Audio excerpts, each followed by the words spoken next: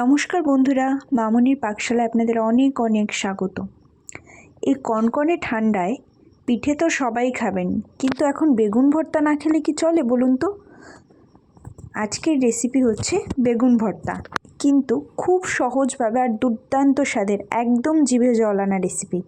দেখতে থাকুন পুরো ভিডিওটা। আপনাদের বাড়িতে যদি বেগুন গাছ থাকে তো বেগুন তুলে অবশ্যই করবেন। বাড়ির যে কোনো জিনিসের স্বাদই অন্যরকম হয়। আমিও ঠিক বাড়ির গাছ থেকে 4টে বেগুন তুলে এনেছি বেগুন ভর্তা করব বলে। ভালো মতন ধুয়ে নিয়েছি। এরপর বেগুনের গায়ে ভালো মতন সর্ষের তেল লাগিয়ে দেবো। এরপর আর কি, গ্যাসের ফ্লেমটা তাড়াতাড়ি অন করে ফেলুন। গ্যাসের ফ্লেম অন করে মিডিয়াম টু হাই ফ্লেমে এক এক করে বেগুনগুলো দিয়ে দিন। ভালো মতন এবার এটাকে পোড়াতে হবে। ঠিক যত ভালো করে বেগুনটা পোড়াবেন, এটা ভর্তা করতে ততটাই সুবিধে হবে।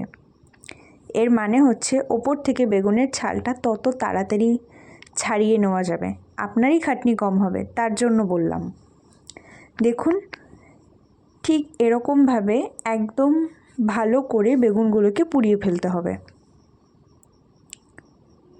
দেখতেই পাচ্ছেন যে ওপর থেকে বেগুনের ছালটা এমনিতেই খুব তাড়াতাড়ি সহজভাবে ছেড়ে যাবে, কোনো আলাদাভাবে খাটনির প্রয়োজনই হবে না। তাহলে চলুন আর কি, বেগুনের ছালগুলো ছাড়িয়ে নেওয়া যাক।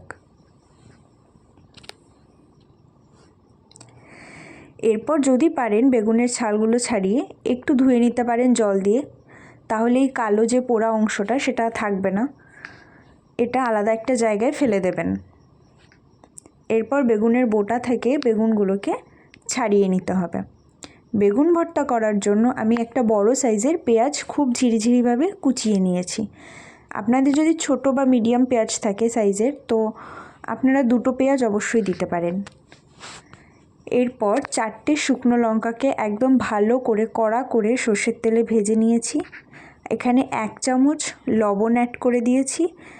এরপর শুকনো লঙ্কাটাকে আগে ভালো করে লবণের সাথে মেখে নেব। তারপর এতে 1.5 চামচ সর্ষের তেল অ্যাড করেছি।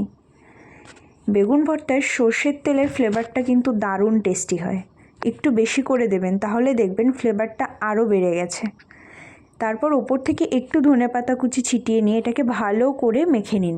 তাহলেই রেডি আমাদের এই সুন্দর সহজ জিভে জল আনা বেগুন ভর্তা রেসিপি। তাহলে রেসিপিটি কেমন লাগলো অবশ্যই কমেন্ট করে জানাবেন। লাইক, শেয়ার এবং সাবস্ক্রাইব করে দেবেন চ্যানেলটিকে। সবাই সুস্থ থাকবেন, ভালো থাকবেন।